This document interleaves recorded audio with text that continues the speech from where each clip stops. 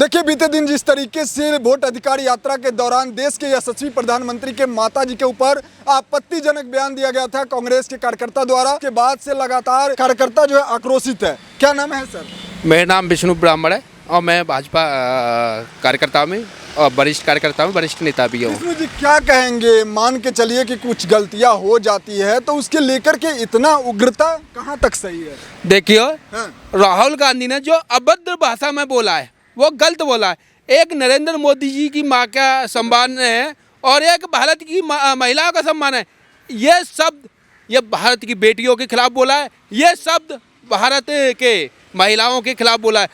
अब माननीय प्रधानमंत्री मोदी जी की माँ का स्वर्गवास हो गया है, लेकिन मरी मराई के लिए उल्टा भद्र भाषा में बोलना ये गलत है। राहुल गांधी को ये सीख होनी चाहिए, कम से कम महिलाओं का सम्मान करना चाहिए। और हमारे प्रधानमंत्री तो महिलाओं का सम्मान करते हैं।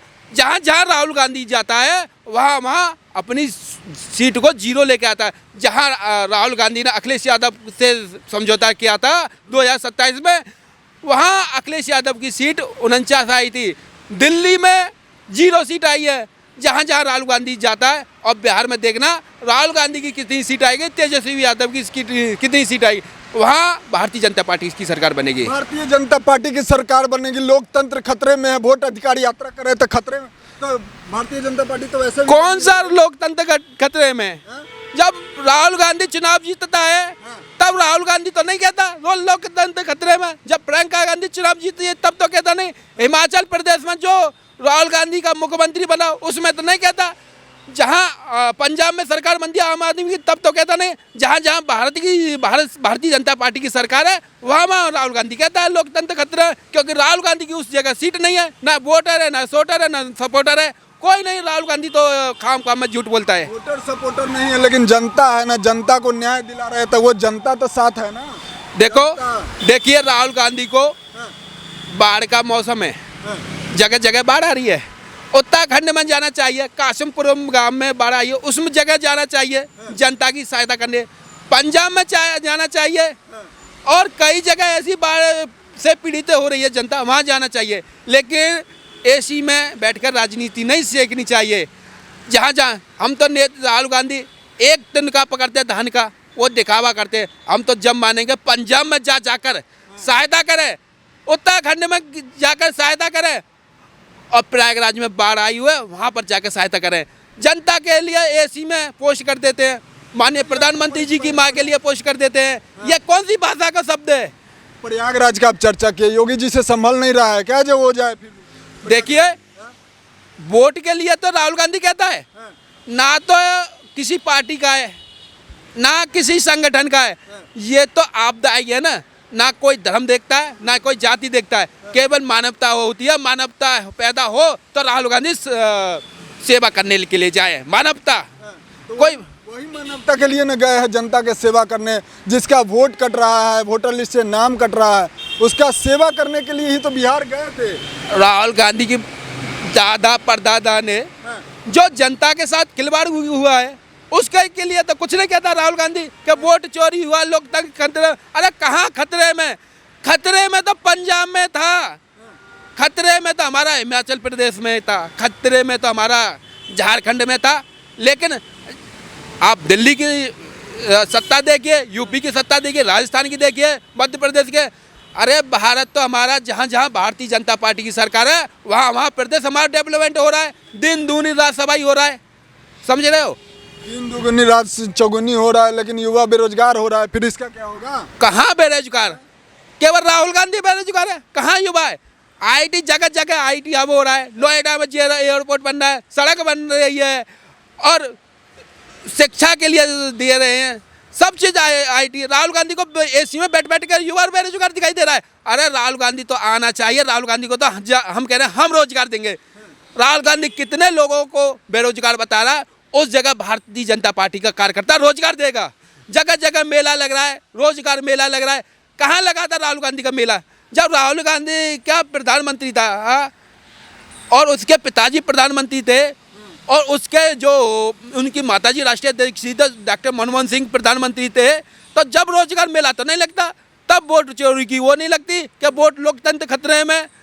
तब बहन बेटियों की सुरक्षा नहीं लगती। और आज लोकतंत्र खतरे में, एक महिलाओं के बारे में क्या बोल रहे हैं?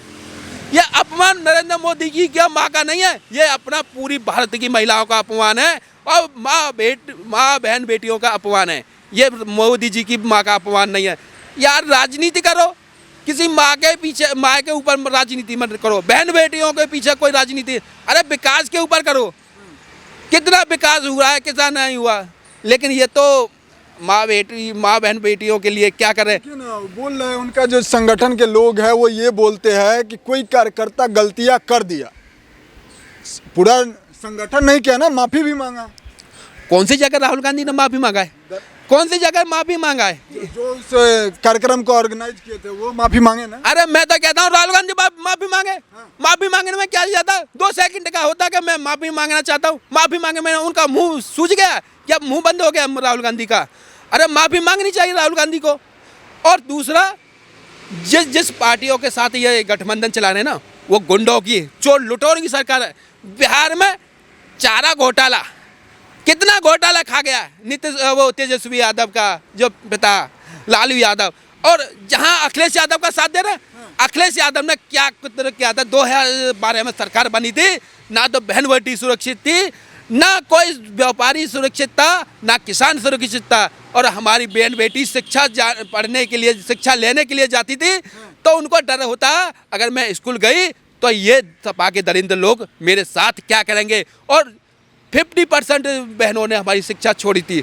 और व्यापारी का दर 50% घट गया था, क्योंकि वो आते थे धन को लूटने जाते थे। और सपा का टैटू लगाकर, अभी बिहार पर आते हैं, अभी बिहार मुद्दा है, बिहार में जनता के साथ अन्याय हो रहा है, तो बिहार पर चर्चा कीजिए। देखो राहुल गांधी ये तो नहीं कहेंगे कि लालू यादव ने कितना घोटाला किया है, कितना बिहार के जनता का पैसा लूटा है। अरे हिम्मत हो तो घोटाला करके दिखाए। अरे मोदी जी ने नालंदा विश्वविद्यालय पटना को देख लिया, जो पुराने तीर्थ स्थल से, पर्यटन से बिहार को सजाया है, वही बिहार पहले प्राचीन काल में जाना जाता था पाटलिपुत्र, जो शिक्षा लेने के लिए पूरा भारतवासी जाता था, वही नालंदा विश्वविद्यालय जाना जाता था। पूरा विश्व वहाँ अपनी शिक्षा लेने के लिए जाना जाता था, लेकिन उसकी कोई चिंता नहीं की थी। किसी ने चारा घोटाला किया है, किसी ने अन्य तरह का घोटाला है, इन लोगों ने तो बिहार को लूटा है। बिहार को लूटा है, लेकिन क्या लग रहा है इस बार बिहार की जनता किस मुद्दा पर वोट करेगी? बिहार वासियों का इस बार मुद्दा क्या कुछ लग रहा है अगर देखा जाए तो? देखो बिहार आप इंटरव्यू जगह जगह ले रहे हो, बिल्कुल, और मीडिया आपके साथ, आपके जगह जगह गली गली जा रहे हैं, लेकिन मैं भी देख रहा हूँ एक आपके मीडिया के माध्यम, बिहार की जनता कह रही है मोदी आएंगे, मोदी लाना है, अपनी बहन बेटियों को बचाना है तो मोदी लाना है, व्यापारी बचाना है तो मोदी को लेकर आना है, और किसान को बचाना है तो मोदी को लेकर आना है। और जहाँ जहाँ मोदी जी गए हैं वहाँ वहाँ विकास की गंगा बहाई है। कि सत्ता संभल नहीं रही है, क्राइम रेट का उल्टा कर देख लीजिए लिस्ट। कौन कह रहा है क्राइम रेट? कौन कह रहा है? तेजस्वी यादव। तेजस्वी यादव कह रहे हैं। तेजस्वी यादव अपने पिता से पूछे ना, कितना क्राइम किया था अपने शासन काल में, कितना क्राइम किया था, और जब डिप्टी सीएम थे तब उन्होंने कितना क्राइम करवाया था। अपने भाई के बारे में तो पूछो, तेज प्रताप यादव के बारे में पूछो, क्या कर रहे क्या नहीं कर रहे। आज तक हमें बुलाया नहीं है दावत खाने के लिए, दावत खाने भौजी लेके आए हैं यार, भाभी नहीं भाभी लेके आए, आज तक उन्होंने नहीं बुलाया। जैसे तेज प्रताप यादव ने हमें तो बुलाया, गलतियां की तो पार्टी से अलग भी कर दिए। का चोर चोर मौसेरे भाई, ये सब एक है, चोर चोर। तेज प्रताप यादव से पूछा था कि आपका भाई मुख्यमंत्री बनेगा, तो उन्होंने कहा हाँ मेरा भाई मुख्यमंत्री बनेगा, मैं केवल मैं ही अलग हुआ हूँ, लेकिन मेरी भावना परिवार से अलग नहीं हुई है। भाई वो तो दोनों हैं। पर्यावरण में कितना घोटाला किया था उसको पूछे ना। तेजस्वी यादव कह रहे हैं कि कितना क्राइम हुआ है।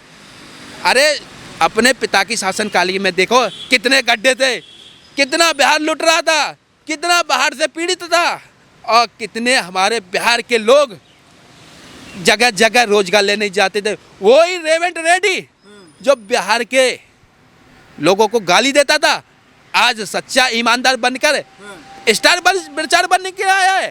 स्टार प्रचार बनने। हाँ, अब वही उद्धव ठाकरे जो बिहार के लोगों को भगाना चाहता है, रोजगार के लिए बिहार को गाली देता है, आज वो भी स्टार प्रचार बनने के आ रहा है।